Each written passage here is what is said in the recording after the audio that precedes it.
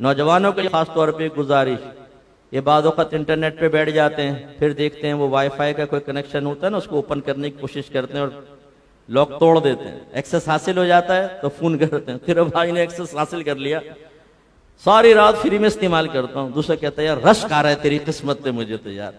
अपने भाई को भी कोई आइडिया बता दे, हो ना ये राज की बातें ऐसे नहीं बताऊंगा।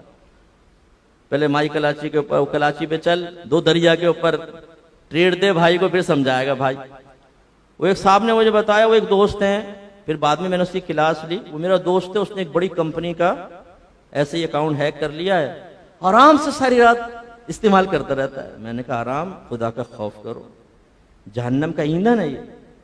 मेरे आका सल्लल्लाहु अलैहि वसल्लम फरमाते हैं कि कोई मुसलमान अपने मुसलमान भाई की कोई चीज उसकी इजाजत के बगैर इस्तेमाल ना करे, हत्ता के खिलाल, टूथपिक, ये भी सरकार ने फरमाया पूछ के इस्तेमाल करो।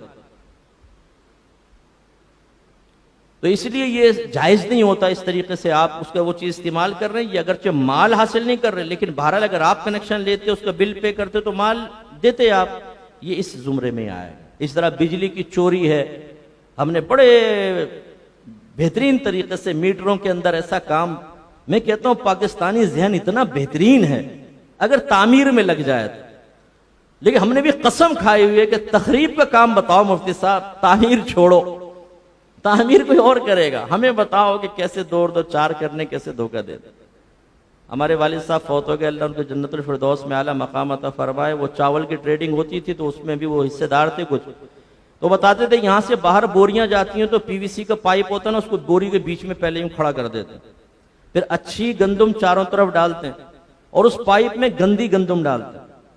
इसके बाद आखिर में वो पाइप बाहर, ऊपर से बोरी सी, कितने भी सुए मार मार के उसका सैंपल निकाल कर देख लो, बेहतरीन निकलेगा। लेकिन एक एक बोरी के अंदर 4-4, 5-5, 6-6 किलो खराब किस्म का। अब अगर 1 लाख बोरियां हैं तो अंदाजा करें कितने मन हो जाएगा। लेकिन ये क्या है, जहन्नम की आग उतार रहे हैं ना। आप अपने मुल्क का इमेज भी खराब करते हैं। आपने खबरें सुनी होंगी कितने टन हमारी गंदुम गई और पोर्ट से ही वापस भेज दी उन लोगों ने कि भाई ये तो फ्रॉड कर रखा है तुम लोगों ने। ना अपने मुल्क की बदनामी का एहसास, ना कुछ। तो ये तमाम चीजें अच्छी तरह देखें। मैं अपने नौजवानों से खास तौर पे गुजारिश करता हूं कि बेटा आदमी कनाअत करके कम पे गुजारा कर ले।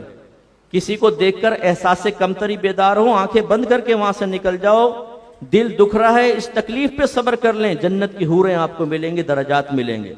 लेकिन यूं मत कीजिएगा कि इस तकलीफ, ये तकलीफ अब मुझसे बर्दाश्त नहीं हो रही, अब तो बस मैं कुछ ना कुछ करूंगा, और आप हराम तरीके की तरफ बढ़ जाएं, गलत तरीके की तरफ, खुद भी हराम खाएं, अपने बीवी बच्चों को हराम खिलाएं, तो ये अपनी आखिरत की बर्बादी का सामान होगा।